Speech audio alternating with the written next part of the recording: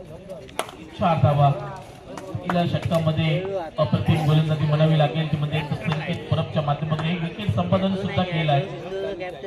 आता बदला टॅपवर फटका चांगलं क्षेत्ररक्षण बाबूच्या माध्यमातून उडून पाहतोय अप्रतिम क्षेत्ररक्षण आणि त्याचं परिवर्तन म्हणजे हा चेंडू नीट धाव एका षटकाचा खेळ हा समाप्त झाला. एका षटकाच्या एक बाद 4 धावा या धावफलकावरती हात बाहेर काढला त्याच्या पाठी बसलेला विचारबंद केलं जात आहे.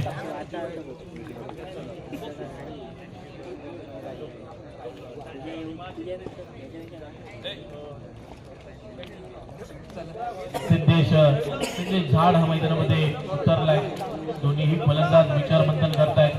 सिद्धेश आणि विनय यांच्यामध्ये विचारमंथन होते कशा प्रकारे धावांचा पाठलाग केला जाईल यावरती सुद्धा डिस्कशन झालं असेल. आणि दुसरं षटक टाकण्यासाठी गोलंदाजी मार्गावरती पाहायला मिळेल. मागील इनिंग मध्ये ज्याच्या माध्यमातून षटकार पाहायला मिळाला होता तोच अनिकेत आता मात्र धावा रोखण्यासाठी सज्ज होताना पाहायला मिळतोय.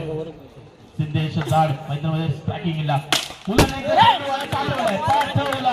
या चेंडूला 4 धावांसाठी अपकार आलाय. पहिल्या धावा कमी झाल्या होत्या त्या धावांची भरपाई करण्याचा प्रयत्न केला जातोय तो म्हणजे सिद्धेशच्या माध्यमातून मंदिराच्या बाजूला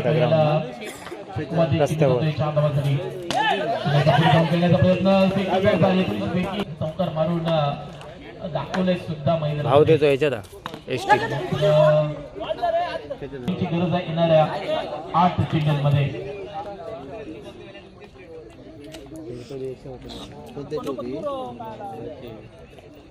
अनिकेत तुळसकर गोलंदाजी मार्गवरती आहे.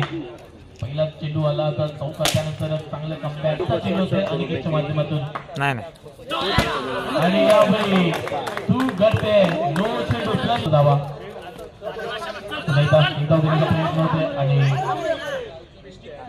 एकच धाव एका धावेने 2 षटकांचा साठी एक धाव घेतली जाते.